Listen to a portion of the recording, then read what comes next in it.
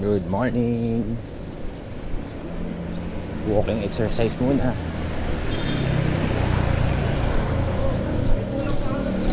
Two days na puro bike. Tapos Friday bukas meron na naman bike. Quiapo day. So ngayon walking exercise muna tayo. Ito lang malapit sa barangay namin. Bali ikot lang ako dito sa bayan. Kung tawagin, San Bartolome Church. So 2.5 din yan, 5 kilometers walk din. Pwede na. Morning sa inyong lahat. Have a nice day. Blessed Thursday. And a blessed day sa inyong lahat. Hey guys.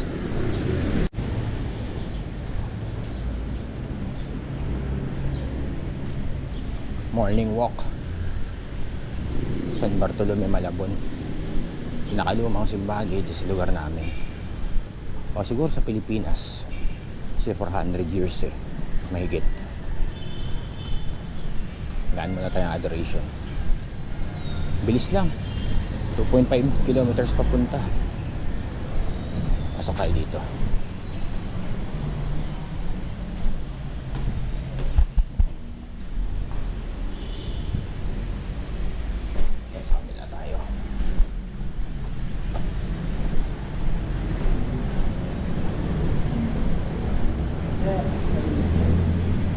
Wala pa po kuya, aga pa.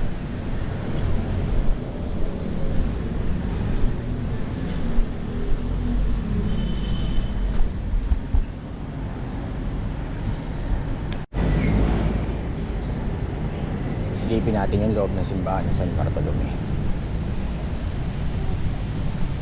Ganda.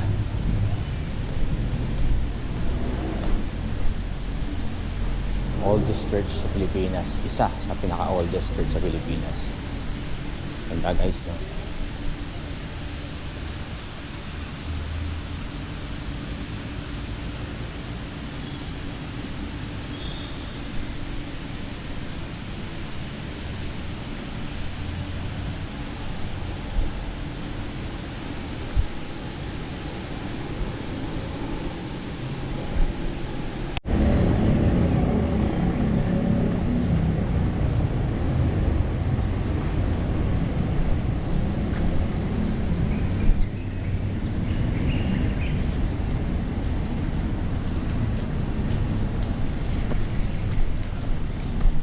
For 110 years pala. Grabe.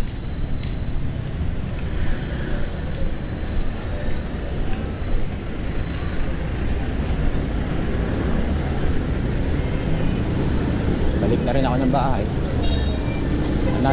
Another 2.5 kilometers going back. So 5 kilometers lahat. Successful walk na rin. Almost over na rin yun, 10,000 steps.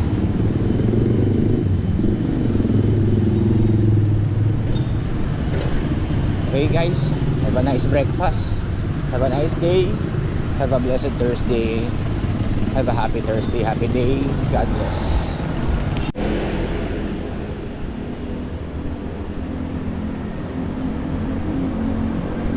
So I'm here walking along General Luna Street, Malabon. At dito sa side na to marami kayong makikita mga kainan dito. Hindi nyo na kailangan lumabas pa ng Malabon. So malapit dito sa San Bartolome, nandun yung Master Garden Restaurant na pag-aari ni Master Siomai. Tapos andito rin yung mga pichi-pichi. Andito rin yung ano pangalan ng kainan na yan, T-Pop and Hideout. Para siyang resto bar. Yung Hideout, alam ko nagsaserve ng beer yun eh. Tapos yung mga T-Pop, more on tea and coffee. Tapos meron bubuksan sa C3 na Starbucks. So dito sa mga coffee lovers, malamang hindi na, kung taga Malabon kayo, hindi na kailangan lumabas pa kasi meron din sa EDSA Monumento. So yun, along General Luna maraming makakainan talaga. So kapag nagki-crave kayo sa mga pagkain gusto nyo, hindi nyo na kailangan lumabas ng Malabon. Punta lang kayo dito sa General Luna Street, kahabaan. Magmula sa bayan or magmula sa Simbahan ng Concepcion, diretso nyo lang hanggang bayan. Dami nang makikitang kainan. Yun lang guys, sinare ko lang. Sa gabi kasi talagang open lahat dito, mga kainan. From siomai, shawarma, beef mami, mga pares, pizza, mga ganyan, lugaw, lahat meron. So yun lang guys, maya na lang ulit.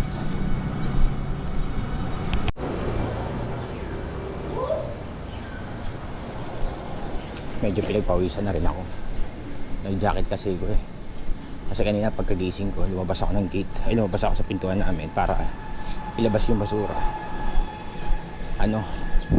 Malamig yung simoy. Kaya sabi ko magja-jacket ako. Pero ngayon, siguro almost 3 na. 3 kilometers na yung nalalakad ko. Papawisan na ako.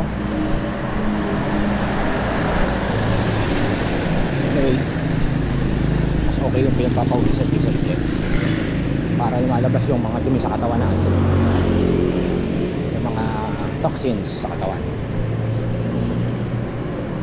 Okay,